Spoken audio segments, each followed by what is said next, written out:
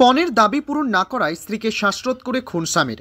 ঘটনাকে ঘিরে চাঞ্চল্য পূর্ব বর্ধমানের জামালপুরের চকদিঘি বাজার কালীতলা এলাকায়। ধৃত অভিযুক্ত স্ত্রীর পরিবার পণের দাবি মেটাতে না পারায় স্ত্রীকে ঘরের ভেতরে গলা টিপে শ্বাসরোধ করে খুন করল স্বামী।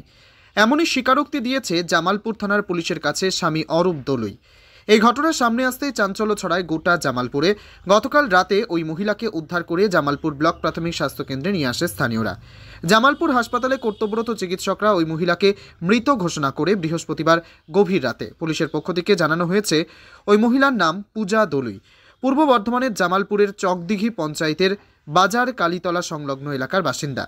পুলিশ অরূপ দলুই তথা পূজার স্বামীকে বৃহস্পতিবার গভীর রাতে গ্রেপ্তার করে বেলা 11টা নাগাদ বর্ধমান আদালতে পেশ করেছে। তার বিরুদ্ধে নির্দিষ্ট ধারায় মামলা রুজু করে বলে পুলিশের পক্ষ থেকে জানিয়েছে। কি হয়েছে এখানে আপনার মেয়ের?